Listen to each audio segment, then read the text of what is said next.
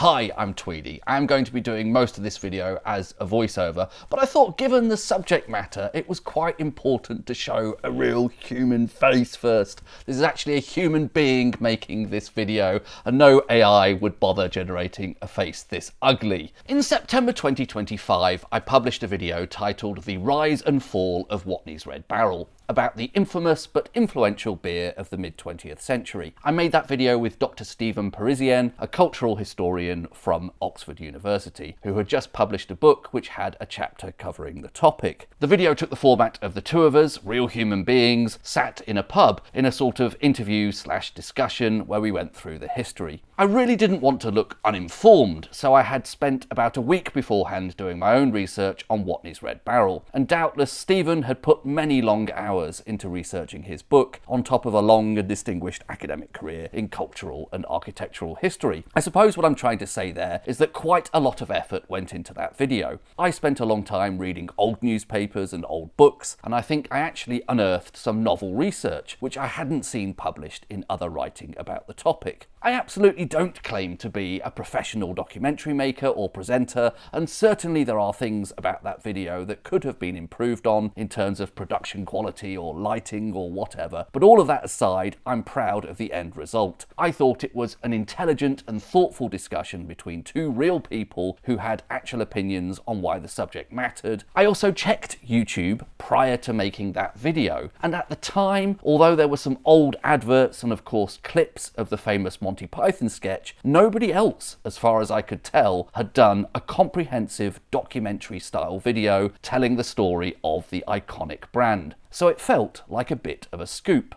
The video performed okay. As I record this, it's currently at 19,000 views. Not a wild success for a channel with around 20,000 subscribers, but fair enough. I had just assumed it was perhaps a bit of a niche topic now. In December 2025, I was tipped off that another channel had made a video with basically the same title. Obviously, I can't claim exclusive rights to calling a video the rise and fall of something or other. It had seemed a very natural choice in the case of Wattney's Red Barrel. This video was on a channel called Dear Old Blighty. It was launched in June 2025, just over 6 months ago, and already seems to be doing rather well for itself. Nearly 50,000 subscribers as I record this, and at least one video with over 500,000 views. As the name of the channel suggests, it capitalises on nostalgia for old British things. I can be fairly confident that whoever or whatever made this video on Wattney's Red Barrel had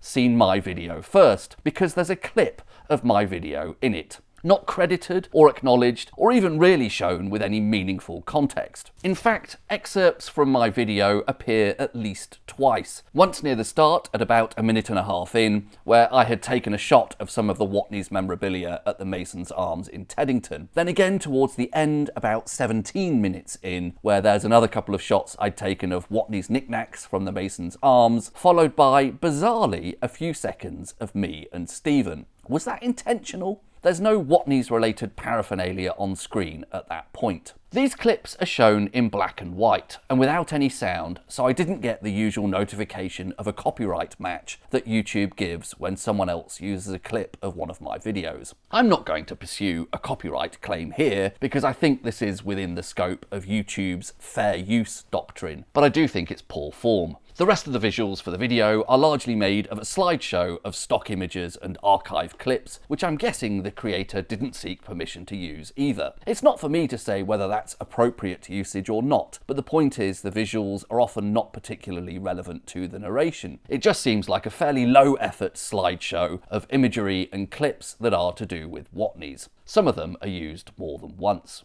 At no point do you see the face of the presenter, if there even is a real human being behind this. And I'm fairly sure the voice which does the narration is AI generated. I'll admit it's a pretty sophisticated bit of AI voice generation, but you can tell it has this kind of lifeless monotone to it, and occasionally it slips up. At 4 minutes 36 seconds, it says, "Base launched Worthington e-Courage, introduced Courage Tavern." That's meant to be two separate sentences, but they run into one. And when they say base, what they're trying to say is, of course, bass. The other thing I find really creepy about the voice is the fake intake of breath. Whitbread developed Trophy and Tankard.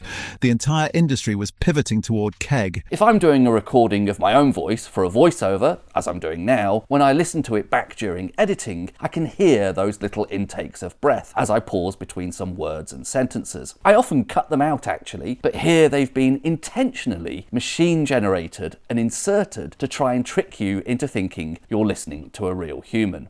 So I don't think any of the on-screen visuals here are images or video that the creator of this channel has captured themselves, plus the voice is AI generated. But perhaps the script, at least, is written by a human? Maybe, maybe not. If I try something like Google's Gemini, I can type in a prompt like write a script for a 15-minute documentary about the rise and fall of Wattney's Red Barrel. And this is what it gives you. This isn't exactly the script as used in that Dear Old Blighty video, but I assume another model like ChatGPT would give different answers. So I don't know for sure on the script. That could have been written by an actual human, but you could also get something fairly similar with very little effort using AI. The other thing is, there's no engagement from the channel in the comments. As far as I can tell, no hearts and no replies from the channel itself. There have been quite a few comments, 718 at the time of recording this, but very few of them actually say they thought the video was good. It's just people recounting their opinion of or experiences with Wattney's Red Barrel. By contrast, there are 400 comments on my video, and whereas some of those are also people recounting their experiences of the beer, quite a few are actually very complimentary. People liked the style of the video, they recognised and appreciated all the research that had gone into it, they liked that it had also showcased a very nice pub, the Mason's Arms,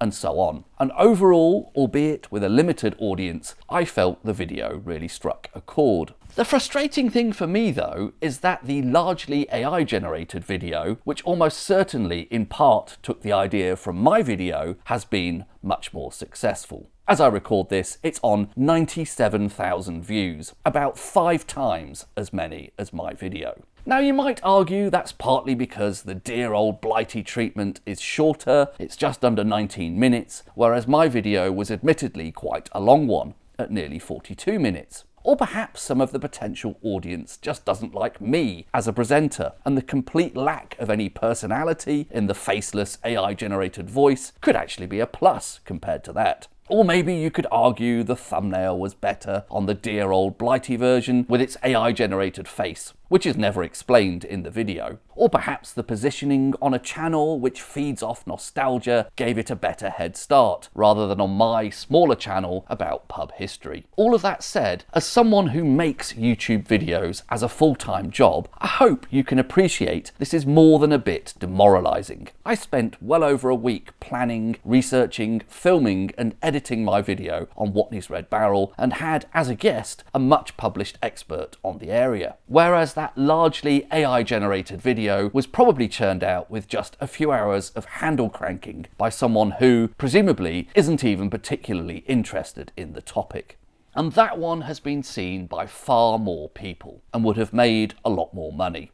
Incidentally, I made a post about this other video back in December when I heard about it, and from my other channel, Tweedy Misk, I quipped that I looked forward to Dear Old Blighty doing a rise and fall of brown sauce video. You may have seen I made a video on brown sauce on the Tweedy Misk channel, followed up by one on Worcestershire sauce and then one on gravy. These were all in November and early December of last year. Sure enough, on the 27th of December, about 4 days after that post, Dear Old Blighty released a video titled The Rise and Fall of HP Sauce. That also has 97,000 views, although in that instance only just beating my video on brown sauce, which made it to 92,000. Then on the 7th of January, Dear Old Blighty released The Rise and Fall of Bisto, Britain's Gravy Revolution, just shy of 10k views, so that one wasn't a smash hit for them either. My gravy video only managed just over 8,000. Both of these videos, like pretty much all of the videos on that channel, as far as I can tell, follow the same formula. First, a possibly AI-generated script. I somehow doubt whoever is behind this channel is genuinely fascinated by these topics, and there's certainly no novel research here, unlike my series of source videos, which contain some genuinely new revelations about, for example, what Worcestershire sauce was really inspired by. I haven't seen my findings published anywhere else. Second, an AI-generated voice for the narration, complete with those fake intakes of breath.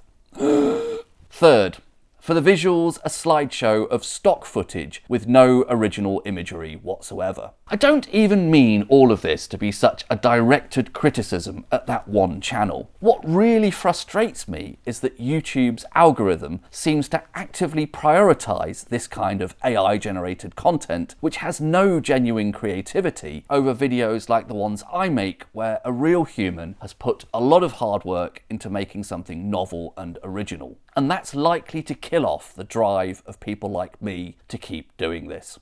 I was having some doubts towards the end of last year, particularly with my pubs channel, about whether it was really worth all the effort. Most of those videos average a week's worth of work with the research and the editing, and I was finding the filming occasionally quite stressful too. Views have stagnated, the revenue is awful, perhaps £100 per video if I'm lucky. That's really not much for a week's work. To someone starting out on YouTube, which of these two options is going to be more appealing?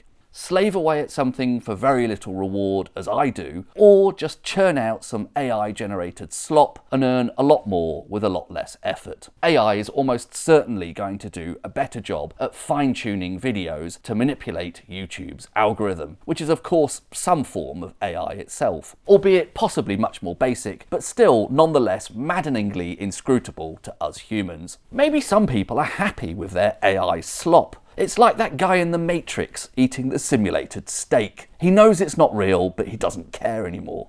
If this really is what YouTube wants for its platform, then so be it. But if that's the case, people like me are probably just going to give up on it eventually. Thanks for watching.